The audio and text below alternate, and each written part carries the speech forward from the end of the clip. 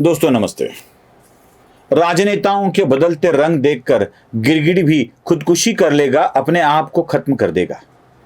इतने रंग राजनेता बदलते रहते हैं। जब राजनेता रंग बदलते हैं तो रंग बदलने वालों को भी शर्म आती है कि ये कितने रंग बदल लेते हैं। झूठ पर झूठ, झूठ पर झूठ बोलते जाते हैं राजनेता, और खास करके झूठ की बुनियाद पर ही जो खड़े हैं ना, वो तो ऐसे ही होते हैं। लोगों को बेवकूफ बनाकर, लोगों को गुमराह कर कर सत्ता में आते हैं, और जैसे ही सत्ता आती है खुद वैसे ही बन जाते हैं। किस्सा कुर्सी का बता रहे थे अरविंद केजरीवाल।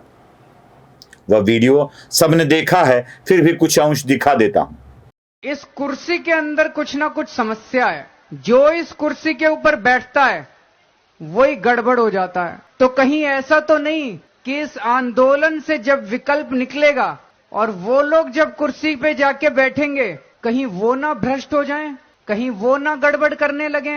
ये एक भारी चिंता है हम लोगों के मन में। कुर्सी का परिणाम ही ऐसा होता है कि आदमी बदल जाता है, और ये महान वाक्य अपने महान मुख्यमंत्री अरविंद केजरीवाल जी कहते हैं, दिल्ली वालों के महान वाक्य। और इसी वाक्य के आधार पर अरविंद केजरीवाल दिल्ली के मुख्यमंत्री बन जाते हैं। और फिर क्या होता है, खुद अरविंद केजरीवाल उसी गंदगी में शामिल हो जाते हैं, उसी को अपने आप पर लिपापोती करके निकलते हैं और दिल्ली में अपना राजपाट चलाते हैं। कई सालों से वो मुख्यमंत्री बन बैठे हैं दिल्ली के। दोस्तों, सिर्फ अरविंद केजरीवाल नहीं, सिर्फ अरविंद केजरीवाल नहीं, अरविंद केजरीवाल के साथ उनके साथी भी ऐसे ही बन गए। एक आतिशी नाम की एक विदुषी है उनके पास, जो आजकल बहुत सारी बातें बोलती रहती है कैमरा के सामने आकर। मैं आतिशी जी का एक पुराना वीडियो आपको बता रहा हूं, जिसमें वो स्वाति मालीवाल की पक्ष लेती हुई दिखाई दे रही है। देख लीजिए। आज दिल्ली में कानून व्यवस्था चरमरा रही है। आज दिल्ली में महिला सुरक्षा नॉन एग्जिस्टेंट है। एक इकलौती महिला स्वाति मालीवाल महिलाओं की हक की लड़ाई लड़ रही है। भारतीय जनता पार्टी के नेताओं को शर्म आनी चाहिए कि वो स्वाति मालीवाल जैसी महिला पे झूठे आरोप लगा रहे हैं। देखा, इसमें यह कहती है कि दिल्ली की कानून व्यवस्था चरमरा गई है, स्वाति मालीवाल पर क्यों आरोप लगाए जा रहे हैं, एफआईआर क्यों किए जा रहे हैं, स्वाति मालीवाल बहुत अच्छी है। यही विदुषी अतिशी भारतीय जनता पार्टी के ऊपर स्वाति मालीवाल के ऊपर एफआईआर लगाने का आरोप लगाती थी। वही अतिशी अब स्वाति मालीवाल को ही बीजेपी का एजेंट बता रही है। अब ये भी सुन लीजिए। जब से अरविंद केजरीवाल जी को बेल मिली है, जमानत मिली है, और भारतीय जनता पार्टी द्वारा लगाए गए झूठे केसों से वो तिहाड़ जेल से बाहर आए हैं, तब से भारतीय जनता पार्टी बौखलाई हुई है। और इसी बौखलाहट के तहत भारतीय जनता पार्टी ने एक साजिश रची, एक षड्यंत्र रचा, और उस षड्यंत्र के तहत स्वाति मालीवाल जी को दिल्ली के मुख्यमंत्री अरविंद केजरीवाल जी के घर 13 मई को सुबह सुबह भेजा गया। इस षड्यंत्र का इरादा था अरविंद केजरीवाल जी पर झूठे आरोप लगाना। स्वाति मालीवाल जी इस षड्यंत्र का चेहरा थी, स्वाति मालीवाल जी इस षड्यंत्र का मोहरा थी। देखा, अब ये आलू फेंकने लायक कैसे बन गए कभी कभी पता ही नहीं चलता। आलू की सब्जी ऐसी होती है ना, जो बहुत देर तक टिकती है, बहुत देर तक। इसलिए दिल्ली वाले आलू की सब्जी बहुत पसंद करते हैं, आलू की चाट भी खाते हैं, क्योंकि आलू बहुत दिन तक टिकते हैं। फिर से एक बार छिल कर उसके उबाल कर कुछ भी चीज़ बनाई जा सकती है। हमारे मुंबई वाले भी वड़ा पाव, जब वड़ा बनाया जाता है तो आलू में ही बनाया जाता है। इसलिए आलू की सब्जी बहुत सारे स्टेट में अच्छी चलती है। इनके आलू भी फेंके जाते हैं और लोग भी फेंक दिए जाते हैं। अब ये अतिशी जो स्वाति मालीवाल पर आरोप लगाकर अरविंद केजरीवाल के खिलाफ होने का दावा कर रही है, ये किस आधार पर कर रही है? क्यों वो अरविंद केजरीवाल को सेव करने के लिए स्वाति मालीवाल पर ही आरोप लगा रही है, या अरविंद केजरीवाल भी ऐसे ही आरोप क्यों लगा रहे हैं?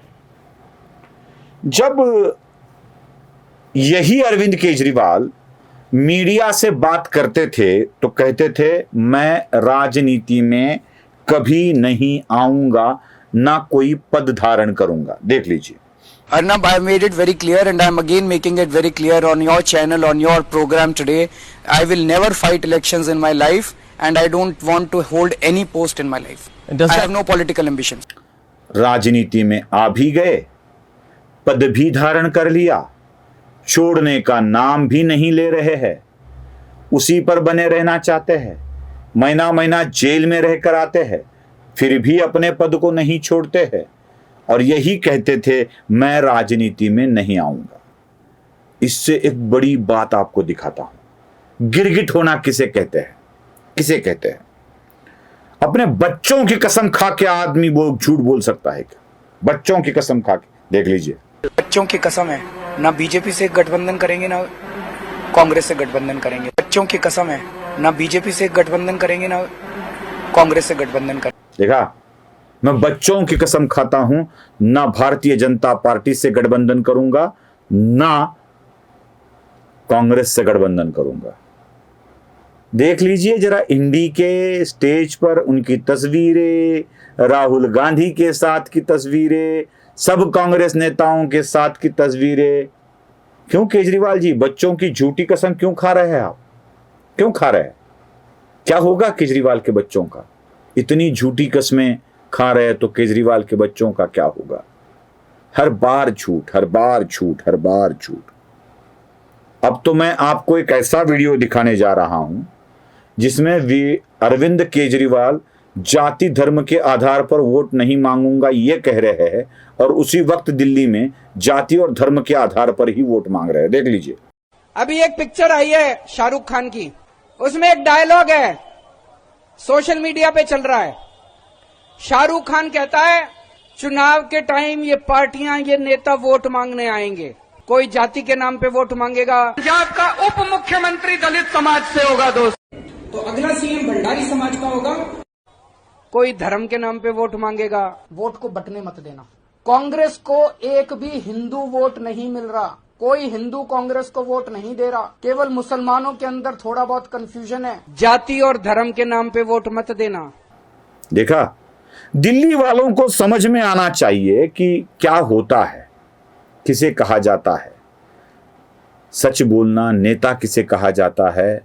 भ्रमित करके, मुफ्त का लालच दिखाकर, झूठे झूठे वायदे करके अगर ये सारी बातें दिल्ली वालों को एक्सेप्ट है ना, तो दिल्ली वालों को तो नमन करना पड़ेगा भाई, नमन करना पड़ेगा इतनी सहनशीलता देखकर। बस में फ्री बस बैठने को मिल रहा है, अस्पताल फ्री मिल रहा है, बिजली 300 यूनिट तक फ्री मिल रही है, उसके आगे पैसे देने पड़ रहे हैं, पानी कहा जाता है फ्री मिल रहा है। तो बिजली पानी के लिए आप इतने, छोड़ दीजिए क्या बात करूं इसके आपके ऊपर, क्या बात करूं मैं दिल्ली वालों से। मैं उन दिल्ली वालों के लिए नहीं बात करता हूं जो ये सुनते ही नहीं।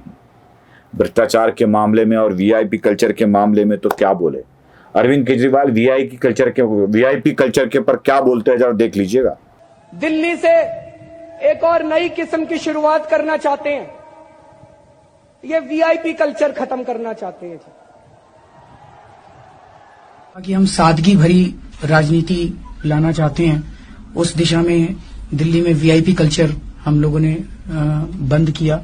जो कल से आप लोग कह रहे हैं कि एमपीज अपने लिए सुविधाएं मांग रहे हैं हवाई जहाजों के ऊपर, हमने तो अपने लिए जो एग्जिस्टिंग सुविधाएं थी वो भी बंद कर दी। ना कोई लाल बत्ती, ना कोई सिक्योरिटी, ना कोई बड़ा बंगला, वो सारी सुविधाएं बंद की गई। एक आम आदमी की तरह रहना चाहिए। कई सारे ऐसे डेवलप्ड कंट्रीज हैं जहां पे वहां का प्राइम मिनिस्टर भी बताते हैं कि बस में जाता है अपने दफ्तर। तो एक आम आदमी की तरह हम लोगों को भी रहना चाहिए। ये देश वीआईपीओ के लिए है, आम आदमी के लिए नहीं है। इनका बस चले तो सारे आम आदमियों को उठा के ये महासागर में डाल दें, पैसिफिक ओशन में उठा के फेंक दें। इनको लगता है ये आम आदमी जो है यही सबसे बड़ी प्रॉब्लम है। केवल वीआईपी के लिए, वीआईपी लोगों के लिए अलग सड़कें, अलग घर, अलग सिक्योरिटी, सब अलग उनके लिए। हम चाहते हैं सारा वीआईपी कल्चर खत्म हो। इस देश में एक ही वीआईपी होगा, वो होगा आम आदमी। बस हर आम आदमी इस देश का वीआईपी होगा। तो जितनी लाल बत्ती की गाड़ियां हैं सब बंद, किसी को लाल बत्ती की गाड़ी नहीं मिलनी चाहिए। तो अगर हमारी आम आदमी की पार्टी से कोई जीतेगा तो उसको लाल बत्ती नहीं लेगा वो। देखा, अब ये वीआईपी कल्चर किसका है, किसके घर का महल बना था, कौन कौन से और कितने पैसे लगे हैं, सबको पता है ना। ये आदमी अलग दिखता है, अलग रहता है, अलग बातें करता है, और इन्हीं बातों को हमें समझ लेना चाहिए। और भी कुछ बताने वाला हूं। दिल्ली लेजिस्लेटिव में 400 लोगों की भर्ती हुई है, उसमें क्या हुआ है ये भी बताने वाला हूं। और दिल्ली में ये वीडियो देखने वालों को एक सवाल होगा कि ये बंदा महाराष्ट्र से केजरीवाल के विरुद्ध में क्यों बोल रहा है, तो उसका जवाब भी देने वाला हूं। देखते रहिए वीडियो, लाइक शेयर और सब्सक्राइब करना मत भूलिए। धन्यवाद।